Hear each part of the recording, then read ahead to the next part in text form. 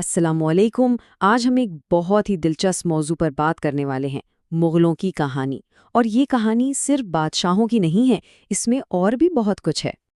اچھا، جب کوئی کہتا ہے مغل تو سب سے پہلے ذہن میں کیا آتا ہے؟ یہی نا کہ عالی شان تاج پہنے بادشاہ، بڑے بڑے قلعے اور ایک عظیم و شان سلطنت۔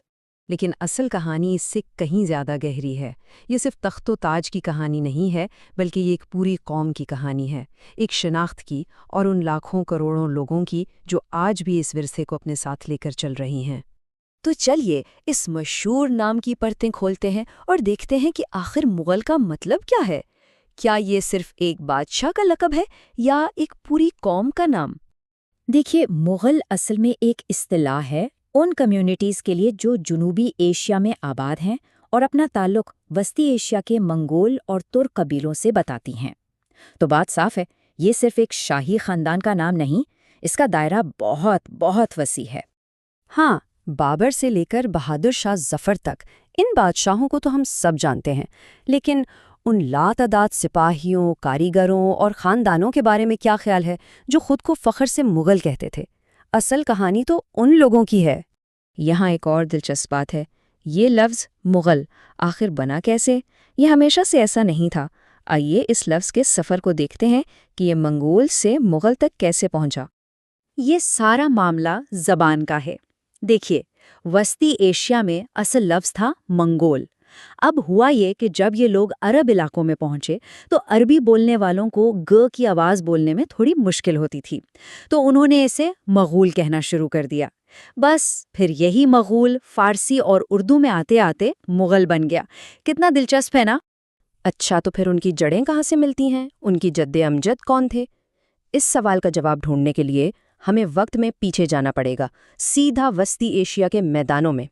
اس پوری شناخت کی بنیاد میں دو بہت بڑی شخصیات ہیں۔ ایک طرف ہیں چنگیز خان، جن کی وجہ سے منگول کا نام دنیا نے جانا، اور دوسری طرف ہیں تیمور، جو خود ایک منگول قبیلے برلاس سے تھے اور جو مغل سلطنت کے بانی تھے، یعنی بابر۔ ان کا شجرہ نسب سیدھا تیمور سے جا ملتا ہے۔ تو دیکھا جائے تو یہ دونوں ہی مغل شناخت کی بنیاد ہیں۔ اب کہانی ایک نیا موڑ لیتی ہے اور ہم برِ صغیر میں داخل ہوتے ہیں۔ یہاں ایک بہت بڑی تبدیلی آئی۔ جو لوگ باہر سے آئے تھے وہ دھیرے دھیرے یہیں کے ہو کر رہ گئے، اور اس طرح ایک بالکل نئی شناخت نے جنم لیا۔ اور ہاں، یہ بات سمجھنا بہت ضروری ہے، یہ لوگ ایک ہی بار میں نہیں آئے تھے، نہیں، بلکہ یہ تو صدیوں تک چلنے والا ایک سلسلہ تھا۔ کبھی سپاہی آئے، کبھی کاریگر آئے، کبھی پورے کے پورے خاندان، اور وہ لہر در لہر یہاں آ کر بستے گئے۔ 17ویں صدی آتے آتے تو مغل کا مطلب ہی بدل گیا۔ یہ اب کسی ایک قبیلے یا خاندان کا نام نہیں رہا تھا۔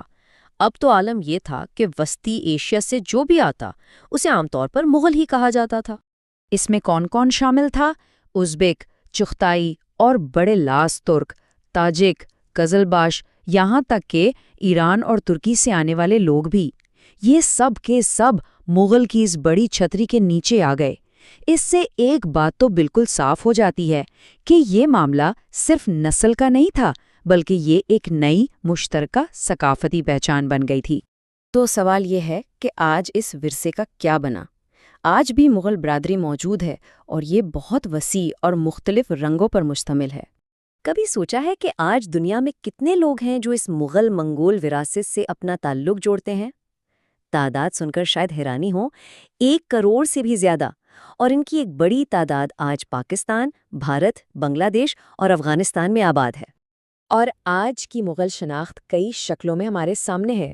بیگ، مرزا، خان، سردار، یہ سب القاب عام طور پر سننے کو ملتے ہیں۔ اگر ان کی روایتی کاموں کی بات کریں تو یہ زراعت، خاص طور پر آم کے باغوں سے وابستہ رہے ہیں، اور ساتھ ہی ساتھ تجارت اور دستکاری جیسے قالین بنانا میں بھی ان کا بڑا نام رہا ہے۔ سماجی طور پر خاص کر پاکستان میں انہیں اشراف یا معزز طبقے میں شمار کیا جاتا ہے، لیکن حقیقت یہ ہے کہ یہ ایک بہت ہی متنوع گروپ ہے جس میں آپ کو کسان بھی ملیں گے اور بڑے شہروں میں رہنے والے پروفیشنلز بھی۔